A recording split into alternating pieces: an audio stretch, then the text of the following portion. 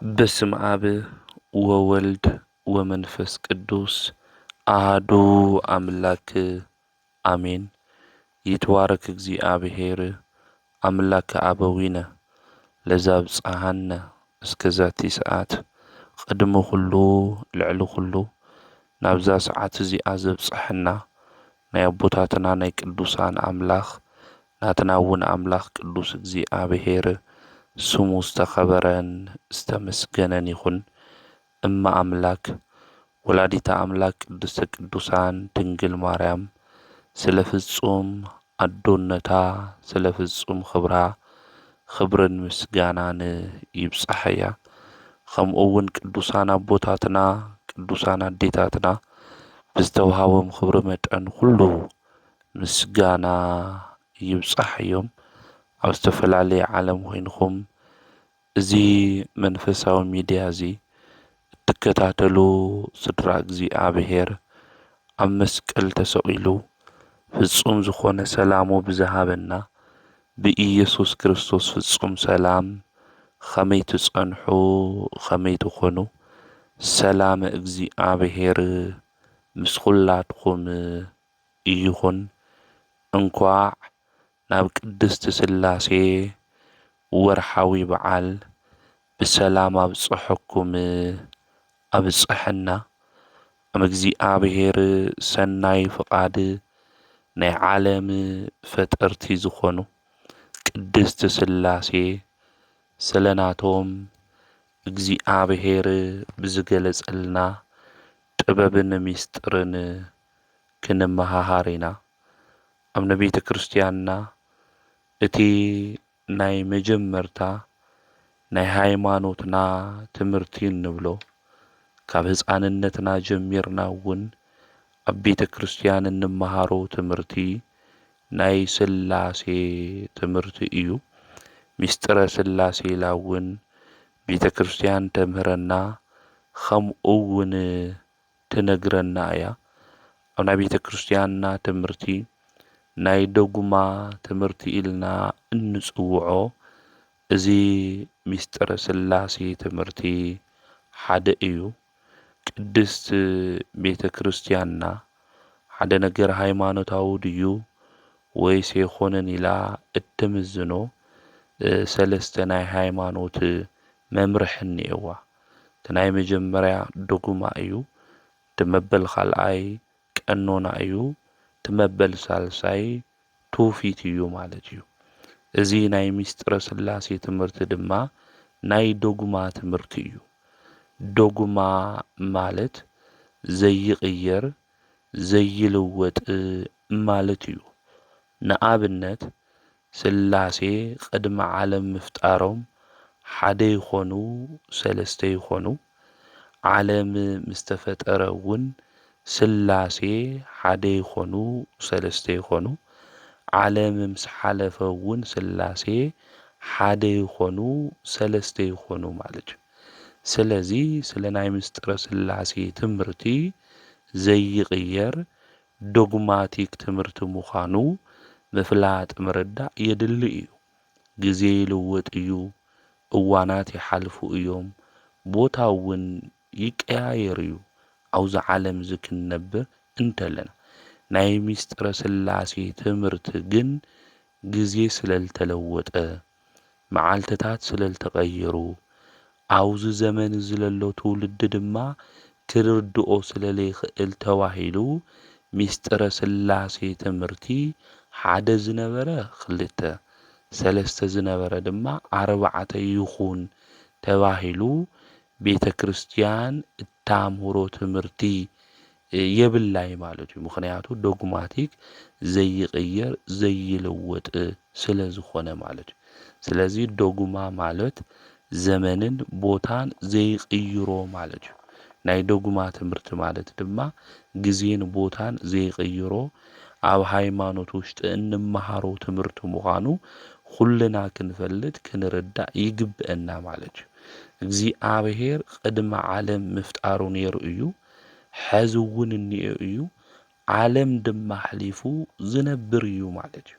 ስለ ሃለዋት እግዚአብሔር እውን ክንመሃር እንተለና ኣብ ቤተ ክርስቲያን ትምህርቲ እንመሃሮ እዚ እዩ ማለት እዩ። እዚ ዓለም ዝፈጠረ ቅድሚ ዓለም ዝነበረ ዓለም ድማ ሕሊፉ ዝነብር ቅድስቲ ሥላሴ ምዃኑ ክንፈልጥ ክንርዳእ ይግብአና። መን ፈጢሩኩም ክንበሃል እንተለና ሥላሴ ኢና ንብል። ሥላሴ ክንደይ እዮም? ሓደ ይኾኑ ሰለስተ ይኾኑ። ሓደ ብምንታይ ይኾኑ? ብመለኮት፣ ብስልጣን፣ ባገዛዝኣ፣ ብህላዌ ሓደ ይኾኑ። ሰለስተ ብምንታይ ይኾኑ? ብሹም፣ ብግብሪ፣ ብኣካል። ብሹም መኒ መን ይበሃሉ? ኣብ ወልድ መንፈስ ቅዱስ ይበሃሉ። ብግብሪ ኣብ ወላዲ ወልድ ተወላዲ መንፈስ ቅዱስ ሰራጺ መንፈስ ቅዱስ ካብ መን ሰሪጹ? ካብ ኣብ ሰሪጹ። ንኣብ ፍጹም ገጽ እኒአዎ፣ ፍጹም መልክዕ እኒአዎ፣ ፍጹም ኣካል እኒአዎ። ንወልድ እውን ሃምኡ፣ ንመንፈስ ቅዱስ እውን ሃምኡ። እዚ ናይ ሃይማኖትና መሰረት ዶግማቲክ ዝኾነ ትምህርቲ እዩ ማለት እዩ።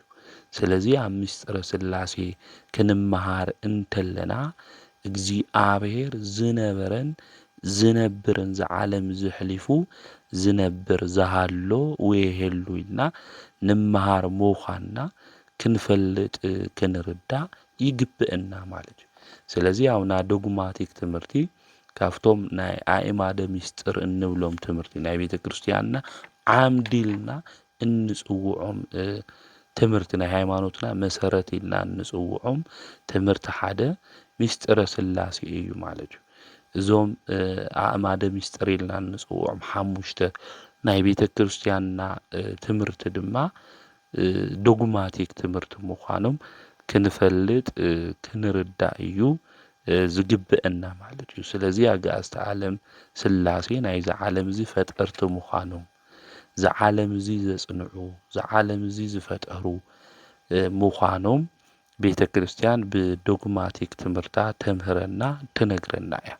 ስለ ምስጢረ ሥላሴ ክንመሃር እንተለና ሓደ ኣምላክ ክንብል እንተለና ብዙሓት ሰባት የከራኽሩ። ነገር ግን ሓደ ኣምላክ ብሹም ብግብሪ ብኣካል ግን ሰለስተ ኢልና ክንናገር እንተለና እዚ ፍሉይ ሰለስተነት ክንናገር እንተለና ግን ከመይ ኢሉ ክኾን ይኽእል? ሰለስተ ኣማልክቲ ኢኹም ተምልኹ ማለት እዩ ኢሎም ዝናገሩ ሰባት እኒአው ማለት እዩ። ቅድስቲ ሥላሴ ኢልና ዝጸዋዕናዮም እውን ለዚ እዩ ማለት እዩ። ፍሉይ ሰለስትነት ማለት እዩ። ሓደ ኣምላክ ኢልና ኢና ንሕና ነምልኽ እምበር ሰለስተ ኣማልክቲ ኢልና እውን ኣይነምልኽ። በስመ አብ ወወልድ ወመንፈስ ቅዱስ አሃዱ አምላክ። እንዴ አምላክ ሓደ አምላክ ኢና በቅድስቲ ሥላሴ እንዘ አአምን ወእተማኅፀን ኢና ንብል ማለት በቅድስቲ ሥላሴ ይአምን ከምኡውን ይምሕፀን እዩ ዝብል ማለት እዩ። ስለዚ ብሓደ አምላክ በአብ በወልድ በመንፈስ ቅዱስ ብሹም ሰለስተ ዝኾኑ ብሓደ አምላክ እናተማሐፀንኹ እናአመንኹ እዩ ዝብል። ጸላእየ ሰይጣን እውን ይክሕድ ኢና ንብል። ኣፍታ ናይ መጀመርያ ጸሎትና እውን ናይ ኩሉ ጊዜ ጸሎት እንገብሮ ስመ ሥላሴ ኢና ንጽውዕ። ምኽንያቱ ናይ ኣምልኾትና መሰረት እውን ቅድስቲ ሥላሴ ስለ ዝኾኑ እዚ ሃመ እዩ እንድሕር ኢልና ምስጋናና ኣምልኮትና እንጅምር ብቅድስቲ ሥላሴ እዩ። ዝኾነ ዓይነት ኣገልግሎት መኽፈቱ ኾነ መዕፀዊ ናይ ቅድስቲ ሥላሴ ሹም እዩ። ነዚ እዩ ኣአትው ገጽየ ወኩሉ እንታይ በትምህርተ መስቀል ኢልና በስመ ሥላሴ ኢልና ኣብ ወልድ መንፈስ ቅዱስ ሹሞም እንጽውዕ። ስለዚ ኣብ ቤተ ክርስቲያን እንገብሮ ኣገልግሎት ሁሉ ብስም ኣብ ወልድ መንፈስ ቅዱስ ጀሚርና ስብሃት ለአብ ስብሃት ለወልድ ስብሃት ለመንፈስ ቅዱስ ኢልና ወይም ስብሃት ለአብ ወወልድ ወመንፈስ ቅዱስ ኢልና ነዓጹ ማለት እዩ። ባሕረ ጥበባት ቅዱስ ያሬድ እውን እዚ ነገር እዚ ክናገር እንተሎ ከምዚ እዩ ዝብል ሃሌ ሃሌ ሃሌሉያ ሃሌ ሃሌሉያ አአት ወእትነሣ በስመ አብ ወወልድ ወመንፈስ ቅዱስ ሰለስተ አስማተ ነሲኤ እትመረኮዝ እመኒ ወደቁ እትነሳእ ወእመን ይሆርኩ ውስተ ጽልመት እግዚአብሔር ያበርህ ሊተ ብእግዚአብሔር ተወከልኩ። ቅድሚ ዓለም ዝነበረ ኸዝውን ዘሎ ዓለም እውን ሕሊፉ ዝነብር ብኣብ ብወልድ መንፈስ ቅዱስ ሽም ተላዒለ የማዕትብ እዞም ሰለስተ ሹማት እዚኦም ሒዘ እቲ መረኮዝ ኢሉ ተወደቕኹውን እትንስእ ናብ ጸልማት እንተኸድኹውን እግዚአብሔር የብርህለይ ብእግዚአብሔር ተኣመንኹ እዩ ዝብል ናይ ሃይማኖትና መልዕልን መወዳእታን ቅዱስ ሥላሴ ምዃኖም ባሕረ ጥበባት ቅዱስ ያሬድ ክምስክር እንተሎ ንምልከት ኢና ማለት እዩ። ስለዚ ቅዱስ ሥላሴ ናይ ኣምልኾትና መሰረት ናይ ኣምልኾትና እውን ምንጪ ምዃኖም ባሕረ ጥበባት ቅዱስ ያሬድ ይነግረና የርድአና። ነአምን ወናመልክ በአሐዱ እግዚአብሔር ዘእም ቅድመ ዓለም ሃሎ ወነአምን እናበለ ብወልድ እውን ይኣምን እናበለ ብመንፈስ ቅዱስ እናበለ ክናገር እንተሎ ንምልከት ኢና ማለት እዩ። ስለዚ ቅድመ ዓለም ዝነበረ ብሓደ ብእግዚአብሔር ኣብ ነአምን ከምኡ እውን ነምልኽ ኣብ ብጌትነቱ ብጎይትነቱ ዝመስሎ ብእግዚአብሔር ወልድ ነአምን ንዑውን ነምልኽ ኣብ ዓለም ሙሉእ ብዝኾነ መንፈስ ቅዱስ ነአምን ልኡውን ነምልኾ እዩ ዝብል። ስለዚ ስለ ቅዱስ ሥላሴ ናይ ኣምልኾትና ማእኸል ምዃኖም እውን ተናጊሩ እዩ ባሕረ ጥበባት ቅዱስ ያሬድ ማለት እዩ። ስለዚ ዝስዋዕ መስዋዕቲ፣ ዝጽለይ ጸሎት፣ ዝዕጠን ዕጣን፣ ዝቐርብ ቁርባን ኩሉ ናብ ቅድስት ሥላሴ እዩ ማለት እዩ። ስለዚ ጸሎትና ክንጽልይ እንተለና ላብ ቅድስት ሥላሴ ላብ ኣብ ላብ ወልድ ላብ መንፈስ ቅዱስ ምዃኑ ክንፈልጥ ክንርዳእ ይግበና። ስለዚ ኣብ ወልድ መንፈስ ቅዱስ ቅድስት ሥላሴ ሓደ ኣምላክ ናይ ኣምልኾትና መሰረት ምዃኖም ክንርዳእና ክንፈልጥ ይግበና። ነዚኣ ቤተ ክርስቲያን እውን ቅድሚ ኩሉ ትምህርቲ ናብ ቤተ ክርስቲያን ክንኸድ እንተለና ናይ ዶግማ ትምህርቲ ናይ ቤተ ክርስቲያንና ናይ መጀመርያ ትምህርቲ ሚስጥረ ሥላሴ ምዃኑ ተምህረና ትነግረና። ተምህረና ተላ ድማ ቅድስት ሥላሴ ፍሉይ ሰለስትነት ሃምለሎ ጌራ ቤተ ክርስቲያን ተምህረና። እዚ ምርዳእ እምቢ ኢልዎም ኣብ መወዳእታ እውን እግዚአብሔር የለይ ኢሎም ዝተናገሩ ፈላስፋታት ኣብዛ ዓለም እዚ ነይሮም እዮም። ብፍላይ እነ ኒቼ ኢልና እንጽውዖም ኣምላክ የለይ ሞይቱ እዩ እስካብ ዝብል ክሕደት እውን በጺሑ እዩ። ንሕና እንድሕር ሃልዩና እዩ ኣምላክ ዝህሉ ኢሉ መጀመርያ ሓሲቡ ተናጊራ መወዳእታ ግን እግዚአብሔር የለይ ኢሉ እዚ ሚስጥር እዚ ክርድኦ ስለለይከኣለ ብናይ ባዕሉ ብፍልስፍና መንገዲ እውን ስለልኸደ እግዚአብሔር የለይ እዚ ዓለም እዚ ዝፈጠረ ቅድሚ ዓለም ዝነበረ ኣምላኽ ቅዱስ እግዚአብሔር ንባዕሉ እውን ዝፈጠሮ ንኒቼ ግን እግዚአብሔር የለይ ኢሉ ተናጊሩ። እግዚአብሔር የለይ ዝበለ ኒቼ ኸዚ የለይ ዝተባሃለ እግዚአብሔር ግን እንኦ እዩ ማለት እዩ። ኒቼ ሞይቱ እግዚአብሔር ግን እንኦ እዩ። ስለዚ እግዚአብሔር ኣምላክ እዩ ኢልና እንጽውዖ ንሕና እናምልኾ ስለ ዘለና ጥራሕ ይኾነ። ኣብዚ ልቢ ኢልና ክነስተውዕሉ ይግብአና። ሓደ ሰባት እውን እግዚአብሔር እኮ እግዚአብሔር ኢልና ኣምላክ እኮ ኣምላክ ኢልና እንጽውዖ ዘለና ንሕና እናምልኾ ስለለለና እዩ ዝብል ኣተሓሳስባ ዘለዎም ሰባት እንዮ።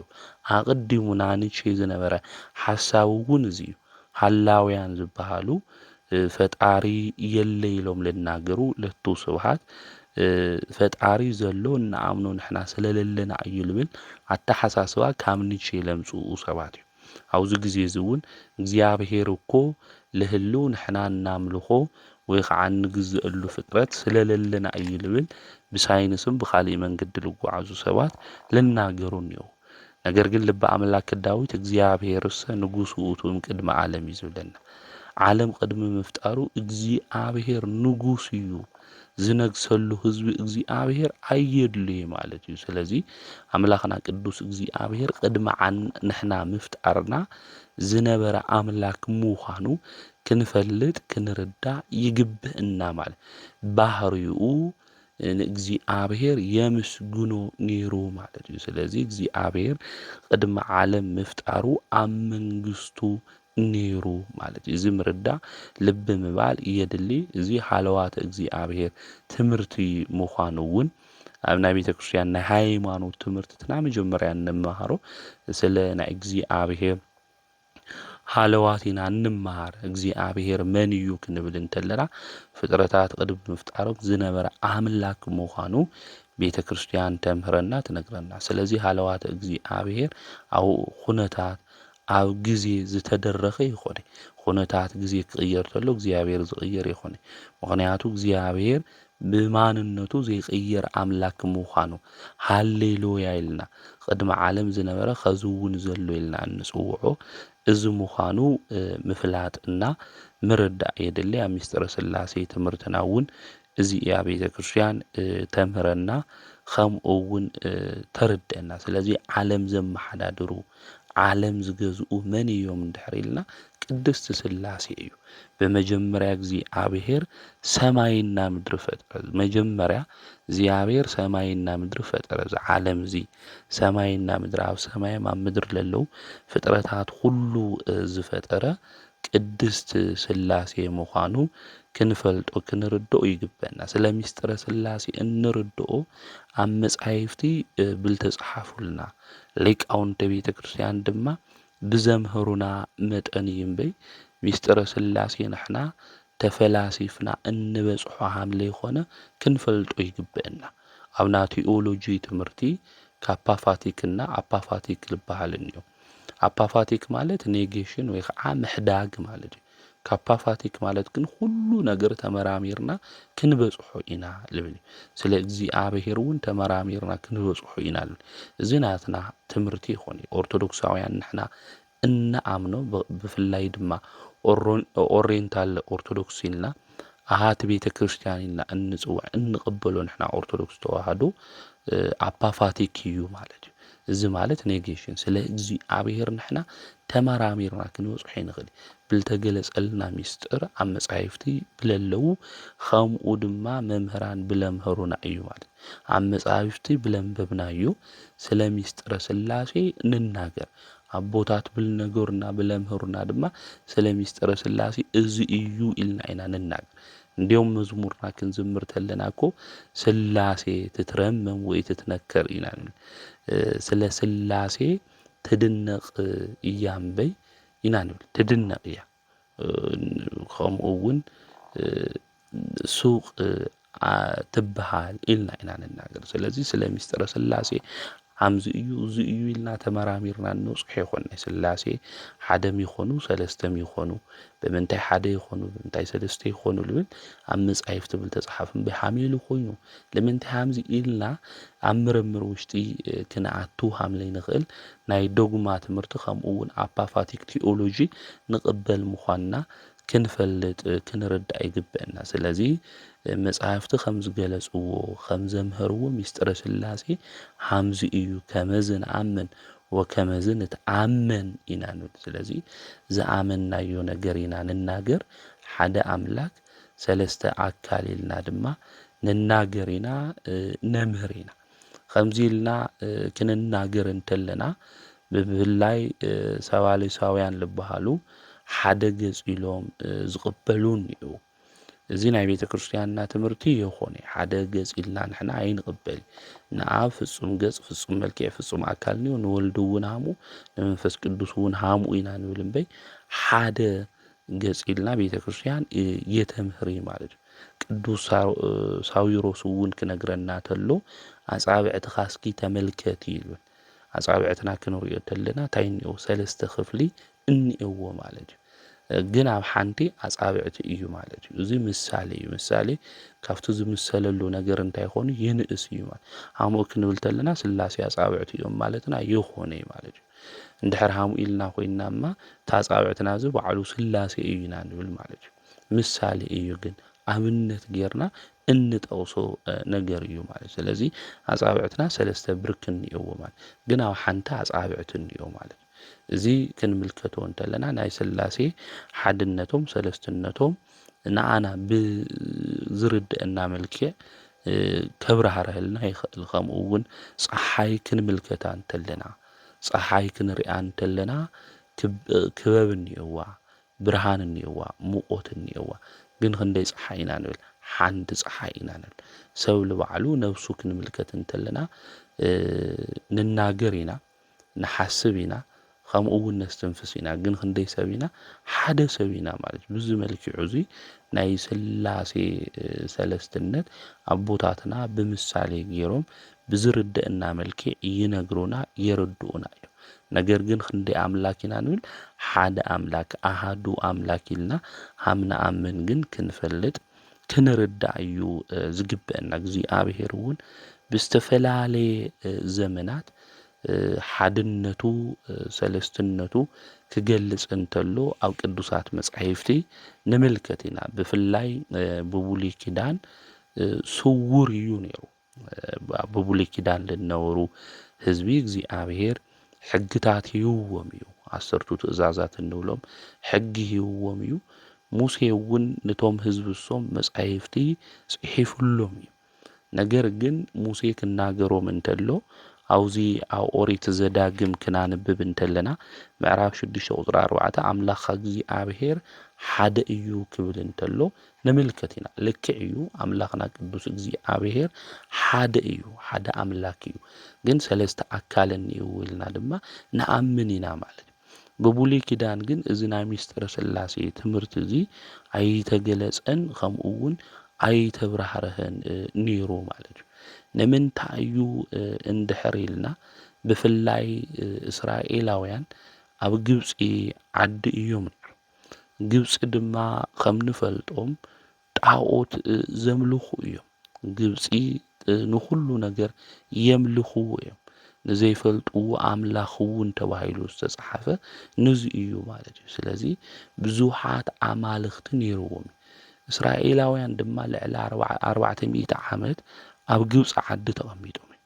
ስለዚ እግዚኣብሔር ኣምላክ ሓደ እዩ ሓደ ኣምላክ እየ ከምኡ እውን ብሽም ብግብሪ ብኣካል 3 ኢሉ እግዚኣብሔር ተትናገር ነይሩ ሰለስትነቱ ገሊጽሎም ተትኾን ነይሩ። ኣብዚ ግዜ እዚ እስራኤላውያን ኣብ ግብፂ ብልተምሃርዎ ልማድ ናይ ጣዖት ምምላኽ ብልተምሃሮ 3 ኣማልክቲ ኢሎም እንታይ ይገብሩ ነይሮም ከምልኹ ነይሮም እዮም ማለት እዩ። ኣብ መጽሓፍ ቅዱስ ስለ እስራኤላውያን ክንምልከት እንተለና ሙሴ 40 መዓልቲ ምስተፈለዮም እኮ ናይ ምራኽ ጣዖት ገይሮም ስራሕልና ኢሎም እኳ ኣብቲ ግዜ እሱ ነቲ ጣዖት እሱ እኮ እንታይ ገይሮም እዮም ኣምሊኾም እኮ እዮም ማለት እዩ። ስለዚ እስራኤላውያን ዝለመድዎ ልምምድ ነይርዎም ማለት እዩ። ስለዚ እግዚኣብሔር ሰለስትነቱ ገሊጽሎም ተትኾን እግዚኣብሔርማ ብ3 እኮ ተገሊጽልና ኢሎም 3 ኣማልኽቲ ክብሉ ነይሮም ማለት እዩ። ናብ ሙሴ ስጋ እውን ዝሰውሮ እግዚኣብሔር ነዚ እኮ እዩ እስራኤላውያን ከምልኽዎ ስለልደልዩ ንእስራኤላውያን ከድሕኖም ስለልደለ እግዚኣብሔር ካብቲ ናይ ኣምልኮት መንገዲ ድማ ምስ ወፁ ሚስጥሩ ክገልጽ እግዚኣብሔር ስለልደለየ ናይ ሙሴ ስጋ ሰዊርዎ እዩ። እንዲያም ሰይጣን ኣብ ናይ ይሁዳ መልእኽቲ ክነንብብ እንተለና እኮ ሰይጣን ናይ ሙሴ ስጋ ንክባሃዎ እኮ ለሚኑ እዩ። ናይ ሙሴ ስጋ ንሰይጣን እኮ ምንም ጥቕሚ ይብሉ ግን ሰይጣን ናይ ሙሴ ስጋ እንድሕር ረኺቦም ኮይኖም እስራኤላውያን ልኡሃም ለምልኽዎ ስለልፈልጥ እዩ ማለት እዩ። ስለዚ እስራኤላውያን ናይ ምምላኽ ልቢ ስለልነበሮም እግዚኣብሔር እዚ ምስጢር እዚ ድማ የገለጸሎም ነይሩ ማለት እዩ። ቅዱስ ጎርጎርዮስ ዝናብዙ ክናገር እንተሎ ምስጢረ ሥላሴ ብሓደ ግዜ ዝግለጽ ከም ዘይኮነ ይነግረና። እንዲያም ኣብነት ገይሩ ልናገረና ስለ ፀሓይ እዩ። ልክዕ ፀሓይ ብሓደ ግዜ ኣፍጢጥኻ ምርኣይ ከም ዘይከኣል ኩሉ ይብል። ምክንያቱ ፀሓይ ኣፍጢጥና ብሓደ ሻዕ እንድሕር ርኢናያ ኮይንና ዓይንና ይጉዳእ እዩ ቀስ ብቀስ ኢና ንሪኣ ማለት እዩ። ስለዚ ምስጢረ ሥላሴ እውን ሃምኡ ምዃኑ እዚ ሊቅ እዚ የርድአና ይነግረና እዩ ማለት እዩ። ስለዚ ሚስጥረ ስላሴ ብብሉይ ኪዳን ልንነበሩ ኣምላኽና ቅዱስ እግዚኣብሔር ብግልፂ ለይተናገሮ ብግልፂ ድማ ልነበሩ ነቢያት ለይተናገርዎ ምኽንያት ኣብቲ ዘመን እሱ ዝነበረ ናይ ጣዖት ምምላኹም ናይ ልቦም ነገር እግዚኣብሔር ተመልኪቱ ምዃኑ ክንፈልጥ ክንርዳእ ይግበአና። ነገር ግን እግዚኣብሔር ብምስጢር ብብሉይ ኪዳን ሰለስትነቱ ተናጊሩ እዩ። መጽሓፍ ቅዱስ ናይ ምስጢር መጽሓፍ እዩ። ክንምልከቶ እንተለና እግዚኣብሔር ብዝተፈላለየ መልክዑ ገሊጹ እዩ። ንኣብነት ንኣብርሃም ገዛ ኣምላኽና ቅዱስ እግዚኣብሔር ንኣብርሃም ገዛ ሰለስተ ሽማግለ መሲሉ እግዚኣብሔር ኣብርሃም ኣብ መምርያ ኣድባር ኮፍ ኢሉ ንሰለስተ መዓልቲ ሰይጣን ብዝሰርሖ ተንኮል ኣጋይሽ ናብ ኣብርሃም ገዛ ይኸዱ። ኣብርሃም ኣጋይሽ ተለይመጽኡ ድማ ምግቢ ዘይበልዕ እዩ ነይሩ። ኣብ ብዙሃን ኢልና ንጽውዖ ኣቦና ኣብርሃም ካብ ኣዝማድኻ ካብ ቤተሰብካ ውፃእ ክብሎ ተሎ እግዚኣብሔር ንእግዚኣብሔር ኣሚኑ ቤተሰቡ ስድርኡ ገዲፉ ንእግዚኣብሔር ብምእማን ድማ ካብ ዝዓበየሉ ቦታና መንደር ብእምነት ኮይኑ ዝወፀ እዩ ኣቦና ኣብርሃም ማለት እዩ። ስለዚ ኣቦና ኣብርሃም ኣብ ድንኳን ኮይኑ ኣጋይሽ ዝቕበል እዩ ነይሩ ማለት እግሪ እናሓፀበ ምስቶም ኣጋይሽ ድማ ኮይኑ ምግቢ ዝበልዕ እዩ ነይሩ ማለት እዩ። ሰይጣን ግን ተንኮል ሰሪሑ ናይ ጽድቂ ስራሕቲ ንሰርሕ እንተለና ብናይ ጽድቂ መንገዲ ክንጓዓዝ እንተለና ናይ ተንኮል ስራሕ እዩ ዝሰርሕ ሰይጣን ማለት እዩ። ስለዚ ኣቦና ኣብርሃም እዚ ናይ ጽድቂ ስራሕ እዚ ክሰርሕ ተሉ ሰይጣን ቀኒኡ ማለት እዩ። ሰይጣን ቀኒኡ ተንኮል ይሰርሕ፣ ሰባት ድማ ናብ ኣብርሃም ገዛ ምምጻእ ይቐርዩ ማለት እዩ። እዚ ተንኮሉ እንታይ እዩ ክንብል እንተለና ኣብ መንገዲ ሰይጣን ባዕሉ ንባዕሉ ወቂዑ ኣድምዩ ማለት እዩ። ኣብ መንገዲ ሰባት ክመፁ ተለው ነእወየ ላወኢኹም ትብሎም ተሎ ለኣብርሃም ገዛ ኣብርሃም ከም ቀደም መሲልኩም ድዩ ኣነ ክበልዕ ኢለ ክኸድ እንተለኹ ሰይሩ ሰዲድኒ ስለዚ ተወቂዕኹም ተሰይርኩም ከይትምለሱ ኢሉ ተንኮል እዩ ሰይጣን ሰሪሑ። ኣብርሃም ድማ ጋይሽ ተለይመፀ የበል ኢማ ንሕና ጋሻ ላብ ገዛና ትመጽእ ተሎ ለቕረብናዮ ምግቢ እኳ ንሓቢ ኢና ማለት እዩ። ኣብርሃም ግን ሃሙኡ ይኾነ ነይሩ ናይ ኩልና ኣቦ ኢልና ንጽውዖ ኣብርሃም ማለት እዩ። ሰለስተ መዓልቲ ኣብርሃም ኮይኑ መበል ሳልሳይ መዓልቲ እግዚኣብሔር ሰለስተ ሽማግለታት መሲሉ ንኣብርሃም ገዛ ሓምሊ መጸ ኣብ ኦሪት ዘፍጥረት ምዕራፍ 18 ይነግረና ማለት እዩ። እና ናይ ኣብርሃም ገዛ ሚስጥረ ስላሴ ዝተገለጸላ ገዛ እያ ማለት እዩ። ስላሴ ሰለስተ ኮይኖም ናይ ስላሴ ሰለስትነት እውን ብብሉይ ኪዳን ዝተመልከትናሉ ሰለስተ ሽማግለታት መሲሎም እግዚኣብሔር ናብ ኣብርሃም ገዛ ሓምሊ ኸዱ ኣብ ወልደ መንፈስ ቅዱስ ስላሴ ማለት እዩ። ስለዚ ንኣብርሃም ገዛ ክንምልከታ እንተለና ኣብ ብሉይ ኪዳን ለለና ኣብርሃም ገዛ ኣብ ወልደ መንፈስ ቅዱስ ናይ ስላሴ ናይ ኣካል ሰለስትነት ዝተመልከትናላ ገዛ ምዃና ክንፈልጥ ክንርዳእ ይግብአና ማለት እዩ። ክናገሩ እንተለው ኣብኡ እውን ብሓድነት ሰለስትነት እውን ነተናገሩ ሓምሊ ነበሩ ምምልካት ምርኣይ የድሊ እዩ። ከምኡ እውን ለኣቦና ለኣብርሃም እግዚኣብሔር ናብ ገዝኡ ኣትዮም ብዛ ዓመት እዚ ክትወልድ ኢኻ ኢሉ እግዚኣብሔር ተናጊርዎ ስላሴ ብኣካል ሰለስተ ኮይኖም ኣብ ኣብርሃም ገዛ ተረኺቦም ማለት እዩ። እና ይስሐቅ ሓምሊ ውለድ ስላሴ ተናጊሮም እዮም ናብ ኣብርሃም ገዛ ኣትዮም ኣብርሃም ብፍላይ ኣብቲ ገዛ እሱ ሳራ የወለደቲ ነይራ። ስለዚ ክትወልዲ ኢኸ ተባሂላ ድሕር ገዲም ሓሚሉ ክኾን ይኽእል ናይ ነታተይ ኩሉ ልማድ ኩሉ ጠጠው ኢልን እዩ ክኾን ይኽእል ኢላ ሳራ ክትናገር እንተላ ዝደረቐ ለልምልም ኣምላክ እዩ እግዚኣብሔር ማለት ንኣብርሃም ገዛ ኣትዩ ብበረከት ስላሴ ናይ ኣብርሃም ገዛ ክሙላእ ገይሮም እዮም ማለት። ንሕና እውን ብዚ ዘመን እዚ በረከት ለረሓቐና ብዙሓት እኒአን ናይ ኣብርሃሙ ስላሴ ናብ ገዛና መጺኦም ብበረከት ልክመልኡና ትልጎደለ ነገር ሁሉ ልክስተኻኸል ዝሓዘናሉ ነገር ሁሉ ናብ ሰሓቕ ልክቕየር ንኣምላኽና ናይ እግዚኣብሔር ቅዱስ ፍቓድ ይኹነልና። ኣብ ገዛና ብዙሕ ብኽያት እኒዩ፣ ኣብ ገዛና ብዙሕ ሓዘን እኒዩ።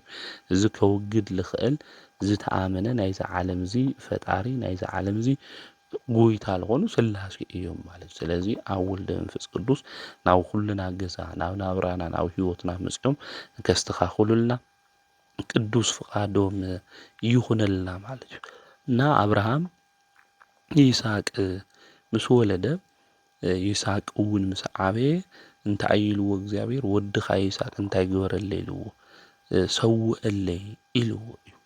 ነዚ ውላዱ እዚ ብመፅባዓ ዝወለዶ እዩ ኣጋ ርጋኖ እውን ዝረኸቦ እዩ ማለት እዩ። ስለዚ እንታይ ኢልዎ እግዚአብሔር ሕረደለይ ኢልዎ። እዚ ብጣዕሚ ከቢድ ነገር እዩ። ዘርኡ ከቕፅለሉ ዝኽእል ውላዱ እዚ እዩ። ንወዱ ንይስሐቅ እውን ፀዊዑ ክሓርደካ እየ እግዚአብሔር እውን ኣዚዝኒ እዩ ኢልዎ እዩ። ንሕና ወለድና ዝኾነ ነገር ተትብሉና እንታይ ኢና ክንብል ነርና? አብርሃም ለይስሐቅ ከም ተናገሮ ወለድና ንዓና ተትናገሩና እንታይ ኢና ንብሎም ነርና? ንስኹምማ ናብ ፀበል ክትኸዱ እኒአኩም ኢና ክንብል ነርና ማለት እግዚአብሔር ግን ንአብርሃም ንምንታይ እዩ ንወድኻ ሰውእለይ ኢልዎ ኢልና እንድሕር ሓቲትና ኮይና እምነቱ ንምፍላጥ እዩ ልብል መልሲ ንህብ ኢና ልክዕ እዩ። ብልዓበየ ግን ወድኻ ምሃብ ከመይ ዝኣክል ከቢድ ፍቕሪ ምዃኑ ንአብርሃም ከርድኦ እግዚአብሔር ስለ ዝደለየ እዩ። ሓደ ወዱ ናብዚ ዓለም እዚ እግዚአብሔር ኣብ ልኢኹ እዩ። ንመን እንድሕር ኢልና እግዚአብሔር ወልድ ሓደ ወዱ ማለት እዩ። ዓለም ከምዚ ፈትዩ እስመ ኣፍቀሮ ለዓለም ኢልና እንናገሮ ነዚ እዩ ማለት እዩ። ስለዚ ሱቕ ኢሉ ዝዓለም እዚ ምንም ልፍተው ነገር ይነበረና ነገር ግን ካብ ባርነት ምእንቲ ክንወፅኦ ሓደ ወዱ ሂቡ እዩ። ሓደ ወድኻ ምሃብ ከመይ ከቢድ ምዃኑ ከረድእ እግዚአብሔር ክነግረና ምእንቲ ንአብርሃም ንወድኻ ሕረደለይ ኢልዎ እዩ። አብርሃም ናይ እግዚአብሔር ኣብ ምሳሌ እዩ። ህሊና አብርሃም ድማ 3 መዓልቲ እዩ ተጓዒዙ አብርሃም 3 መዓልቲ ድማ ኣብ መቃብር ጌታና መድሓኒትና ኢየሱስ ክርስቶስ ፀኒሑ እዩ ማለት እዩ። ይስሐቅ ድማ ተሸኪሙ እዩ ወፂኡ ዕንጨት እዩ ማለት ነው። መድሓኒትና ንሱ ኢየሱስ ክርስቶስ እውን ዝስቀለሉ መስቀል ቤዛ ዝገብረሉ ተሸኪሙ እዩ ኸይዱ ማለት እዩ እና ይስሐቅ እስካብ ሞት ዝተዓዘዘ ኮይኑ እዩ ከም ክርስቶስ ማለት እዩ እና አብርሃም ኣቦኹም መዓልተይ ክርኢ ተመነየ ረአየ ከዓ ደስ በሎ እዩ ይብል ኣብ ዮሃንስ ወንጌል ምዕራፍ 8 ቁጥሪ 56 አብርሃም ኣቦኹም መዓልተይ ክርኢ ተመነየ ረአየ ከዓ ደስ በሎ። አብርሃም መዓዝ ርእዩ? ክርስቶስ ርእይዎ ድዩ አብርሃም? የረአየ ግን አብርሃም እንታይ ኢሉ? ምስ ረአየ ደስ ይልዎ እዩ። ናይ ዕለተ ዓርቢ ስቃዩ ሃመይ ምዃኑ ብወዱ ምስዋዕ ኣርእይዎ እዩ ማለት እዩ። ስለዚ ኣብ ብሉይ ኪዳን ኮይኑ አብርሃም ሚስጥረ ስላሴ ከፍ ኢሉ እናተምሃረ ነይሩ እዩ። ሚስጥረ ስላሴ ናብ ገዝኡ እውን መፂሉ እዩ ማለት እዩ። አብርሃም ብሰለስትነት እግዚአብሔር ናብ ገዝኡ እውን ተገሊጹ እዩ ማለት እዩ። ስለዚ ኣቦና አብርሃም ብብሉይ ኪዳን ኮይኑ ናይ ሚስጥረ ስላሴ ነገር ይምልከትና ይርኢ ነይሩ። እግዚአብሔር እውን የምህሮ ነይሩ እዩ ማለት ስለዚ ብብሉይ ኪዳን ዝተገለጸ ነበረ ግን ብምስጢር እግዚአብሔር ንኣቦታትና እናገለጸሎም እናምህረሎም ብምስጢር እውን ተጻሒፉ ስለ ምስጢረ ስላሴ ንረክብ ኢና ከምኡ እውን ንምልከት ኢና ማለት እዩ። ከምኡ እውን ኣብዚ ኣብ ትንቢተ ኢሳይያስ እውን ክናነብብ እንተለና ምዕራፍ 48 ቁጥሪ 12 ስለ ኣብ ወልደ መንፈስ ቅዱስ ሚስጥር ሰለስትነት ተገሊጹ ንረክብ ኢና ማለት እዩ።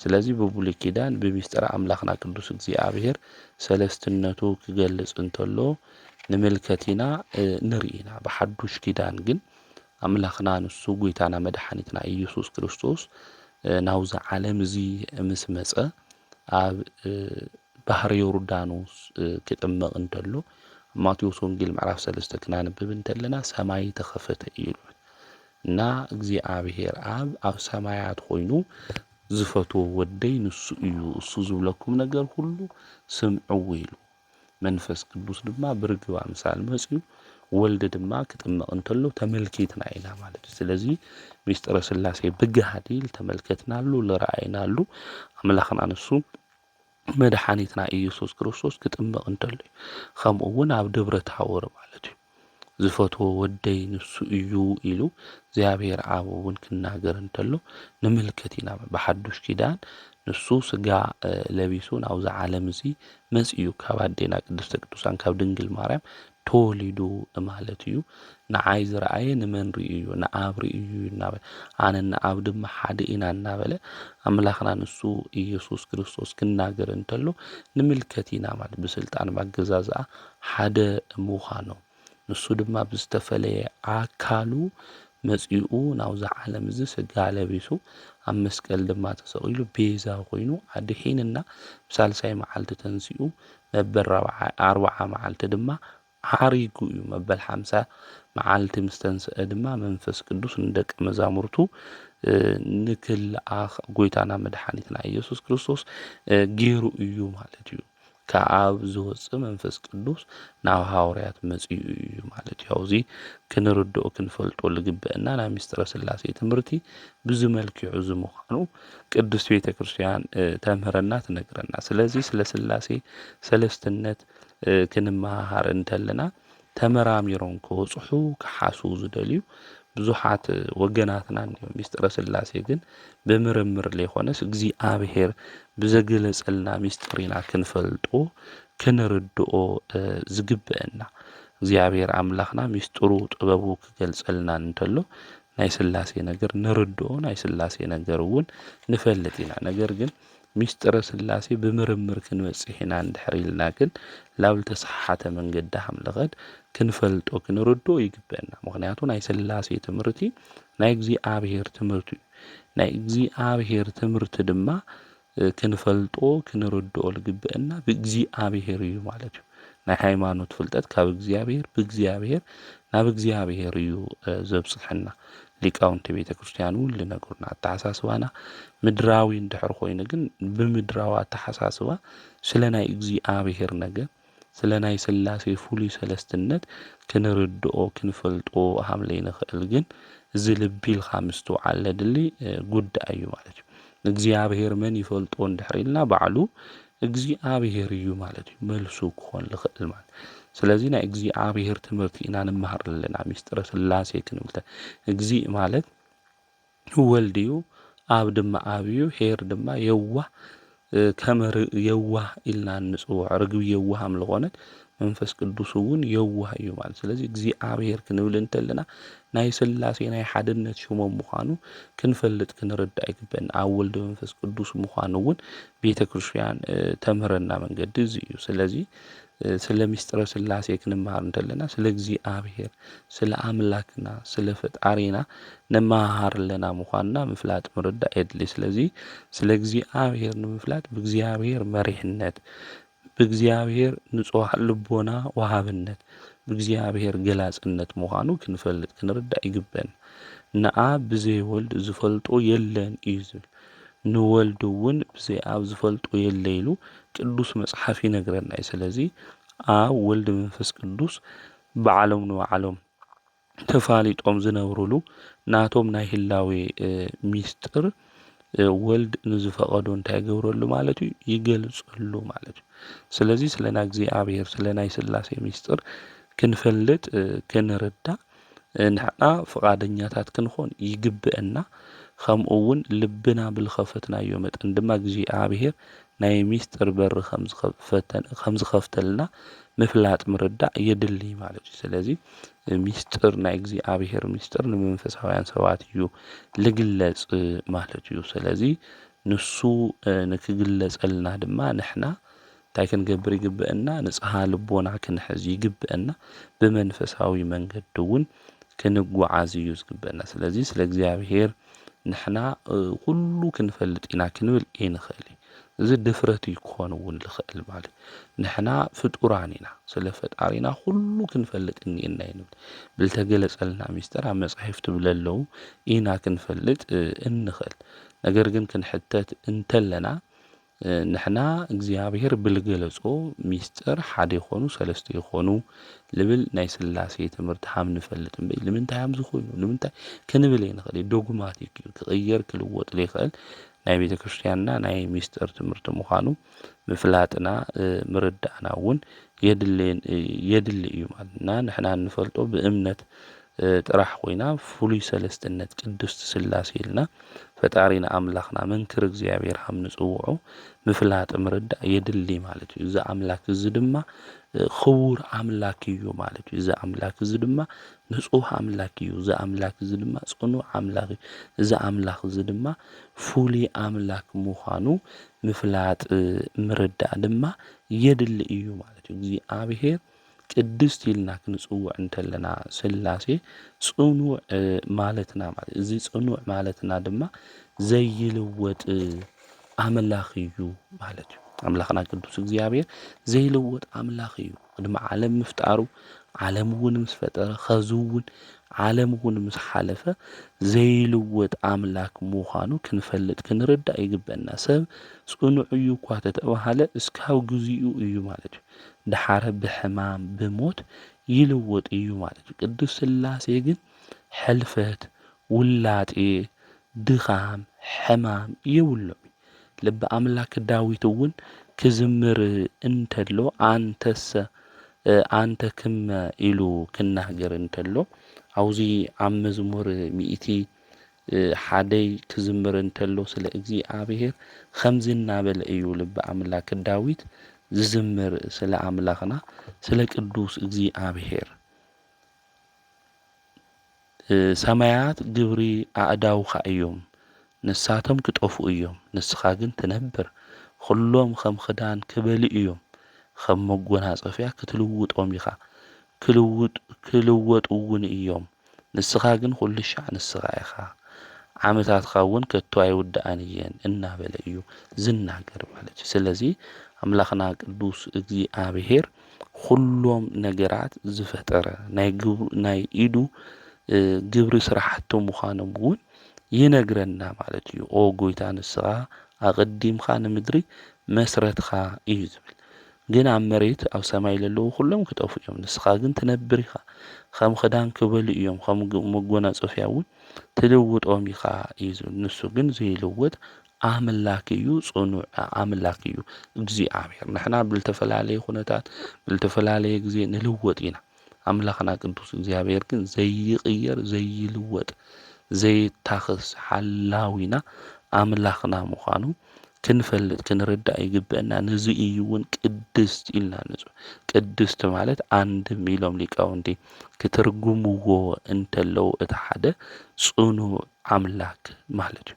ከምኡ እውን እንኣምኖ ኣምላኽና ቅዱስ እግዚኣብሔር ንጹህ ኣምላክ እዩ። ሰብ ብልተፈላለየ ነገር ይለዋወጥ እዩ። ከም ጻዕዳ ይኾን ከም ጸሊም ይኾን በብዙሕ ነገር ሰባት ንቀያየር ኢና። ንግሆ ሰባት ከም መልኣክ መሲልና ምሸት ድማ ኣራዊት ኮይንና ንቕየር ብዙሓት እኒኤና ኢና። ሓጢኣት እውን ይስማዓምዐና፣ ጽድቂ እውን ይስማዓምዐና፣ ሓቂ ይስማዓምዐና፣ ክፍኣት ይስማዓምዐና፣ ኩሉ እዩ ዝስማዓምዐና። የዋህነት ይስማዓምዐና። ሃምዚ ክዳን ኣብ ቀለም ትእትዎ ተለኻ ናይቲ ቀለም ሕብሪ ከም ዝሕዝ ኩሉ ከምኡ ኢና ንሕና እንቀያየር ማለት እዩ። ኣምላኽና ቅዱስ እግዚኣብሔር ግን ሓጢኣት እንታይ ኣይስማዓምዖይ ንሱ ጻዲቕ እዩ ማለት እዩ። ሓቂ እምበር ሓሶት ንኡ ኣይስማዓምዖይ። ናይ እግዚኣብሔር ጠባይ ናይ እግዚኣብሔር ባህሪ ካብ ሓጢኣት ንጹሃት ምዃኖም እውን ሊቁ ይነግረና የርድአና እዩ ቅዱስ ያሬድ ኣቦና ማለት እዩ። ናይ እግዚኣብሔር ባህሪ ካብ ነውሪ ካብ ሓጢኣት ንጹሃት ምዃና ይምስክረልና ይነግረና እዩ ማለት እዩ። ስለዚ ኣምላኽና ቅዱስ እግዚኣብሔር ንጹህ ኣምላክ እዩ። ሓጢኣት በደል ክንሰርሕ እንተለና ኣምላኽና ቅዱስ እግዚኣብሔር ዘይቕየመና እኮ ንጹሃ ባህሪ ስለ ዝኾነ እኮ እዩ። ሓጢኣት ንኣምላኽና ቅዱስ እግዚኣብሔር ስለ ዘይስማዓምዖ እዩ። ቂም መሓዝ ስለለይስማዕምዑ ኣምላኽና ቅዱስ እግዚኣብሔር ንሓጢኣት እውን ዝጽየፋ ንእዩ ኣምላኽና ቅዱስ እግዚኣብሔር። ስለዚ ኣምላኽና እግዚኣብሔር ንጹሃ ባህሪ ኣምልኾነ ኩሉ እናምልኾ ኣምላኽና ቅዱስ እግዚኣብሔር ንጹህ ኣምልኾነ ኩሉ ንሕና እውን ናይ ንጽህና መንገዲ ክንደልያ ብንጽህና መንገዲ ክንጓዓዝ እዩ ዝግብአና። ንጉሆ ኻሊእ ናብ ቤተ ክርስቲያን ኸይድና እናቅድስ እንስዕም ምሸት ድማ ኣብ ለየድሊ ቦታ እንውዕል ብዙሓት እኒአና። ብፍላይ ኣብዚ ዘመን እዚ ብሎማዓንቲ እኳ ቫላንታይን ዴይ እናበልና ንሓጢኣት ድግሳት እናዳሉ ብዙሓት እኒአና። ብንጽህና ዘይኮነስ ብሓጢኣት መንገዲ ንምጉዓዝ ኢልና ብዙሕ ስራሕቲ እንሰርሕ ሰባት እኒአና። ሎማዓንቲ ግን ናይ ስላሴ ንጹህ ዝኾነ ኣምላኽ ዝዓለም እዚኣ ዝፈጠረ ጎይታና ኣምላኽና ንሱ እግዚኣብሔር ናዩ በዓል እዩ፣ ወርሓዊ በዓል እዩ። ስለዚ ብንጽህና እናዘመርና ኣምላኽና ቅዱስ እግዚኣብሔር ድማ ብንስሓ ኣትዩና። ዓብዪ ጾም እውን ሶኒ ኣትሎ እዩ። ዓብዪ ጾም ንምንታይ ኢና ንጾም ዝብል ብሰፊሑ ትምህርቲ ክልቀቕ እዩ። ነገር ግን ጾም ይኣትሎ ስለዝኾነ ብንስሓ ተዳልዩና ኢና ትጾም እውን ክንቕበሎ ዝግብአና እምበር ናይ ሓጢኣት ድግሳት ተዳልዮም ቫላንታይን ዴይ እናተባሃለ ናይ ርኽሰት ናይ ዝሙት መዓልቲ እናኽበርና እንኸድ እዚ ልክዕ ለይምዃኑ ናይ ንጽህና መንገዲ ለይምኽታል ምዃኑ ክንፈልጦ ክንርድኦ ይግብአና። ምኽንያቱ ንሱ ኣምላኽና ኢየሱስ ክርስቶስ ካባይ ተምሃሩ ኢልና እዩ።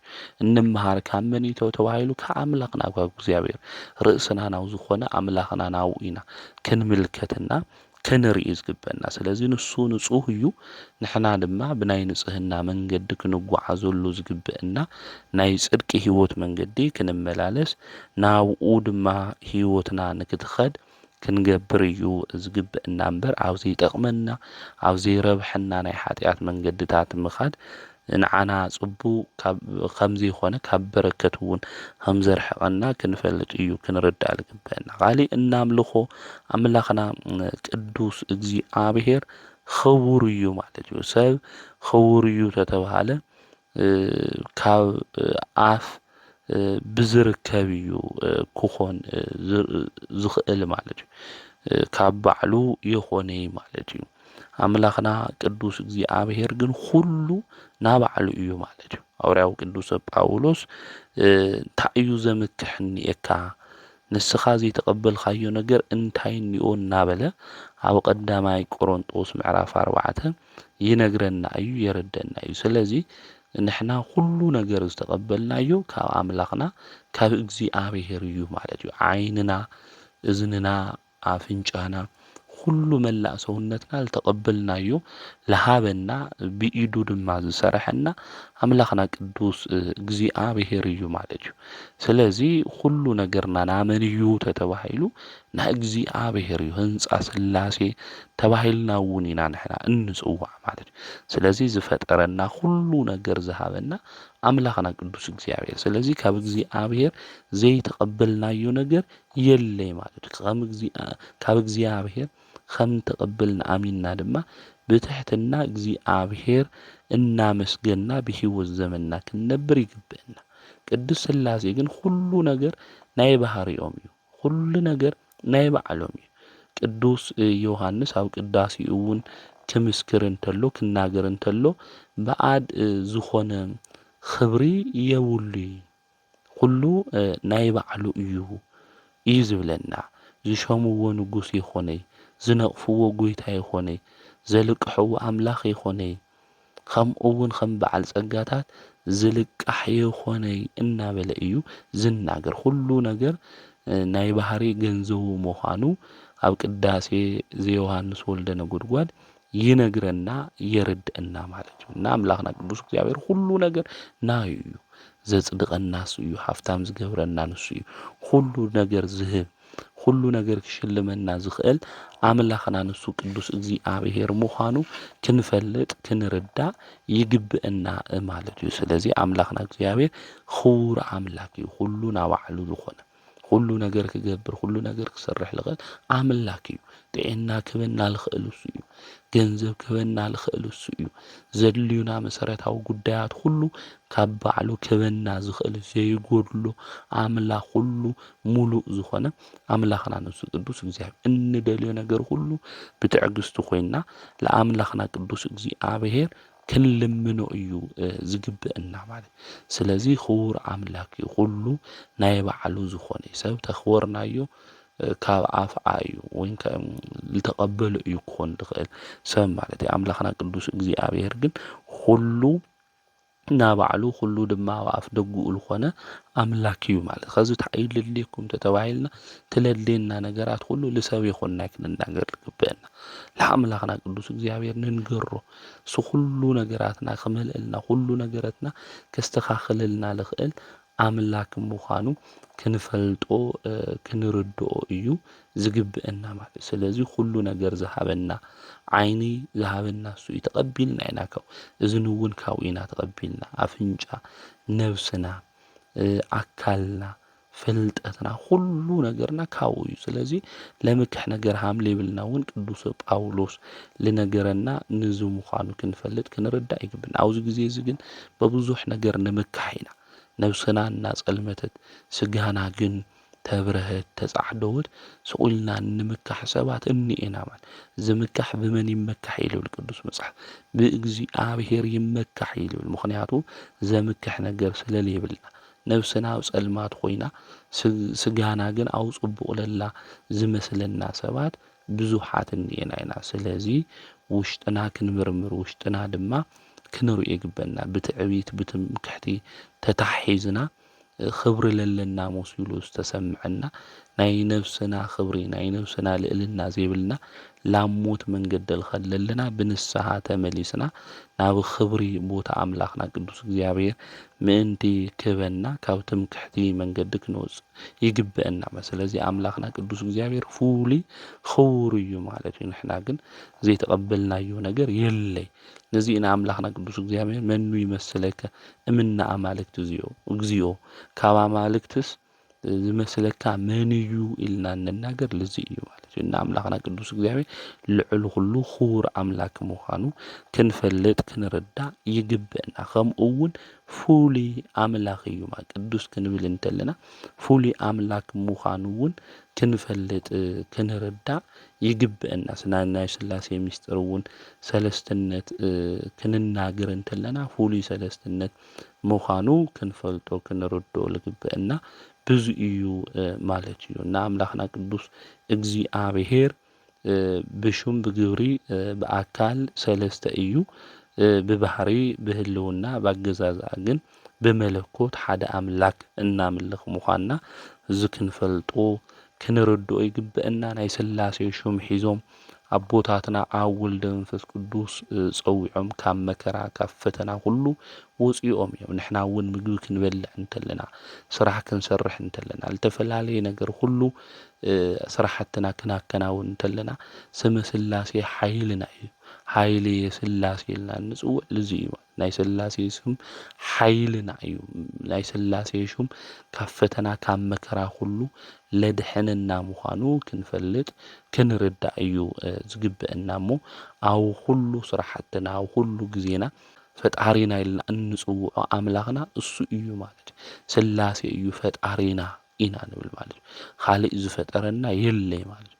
ፈጣሪኹም መን እዩ ተተባሂልና ናትና ፈጣሪ ኣምላኽና ሥላሴ እዩ ኢልና ኢና ንናገር። ስለዚ ፈጣሪና ኣምላክና ሥላሴ ስለዝኾነ ኣብ ወልደ መንፈስ ቅዱስ ብሹም ሰለስተ ኢልና ብመለኮት ሓደ ኢልና እናምልኽ ኩሉ ሻዕ ሥላሴ ተመስገን እናበልና ናይ ሥላሴ ሹም ክንጽውዕ ይግብአና። ክንበልዕ እንተለና ክንድንግጽ እንተለና ከነንብብ እንተለና ኣብ ሁሉ ነገርና ስመ ሥላሴ ክንጽውዕ ይግብአና።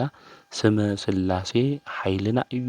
ስመ ሥላሴ ዋልታና እዩ። ስመ ሥላሴ ድማ መጽናዕኒና ምዃኑ ፈሊጥና ኩሉ ሻዕ ናይ ሥላሴ ሹም ክንጽውዕ እዩ ዝግብአና።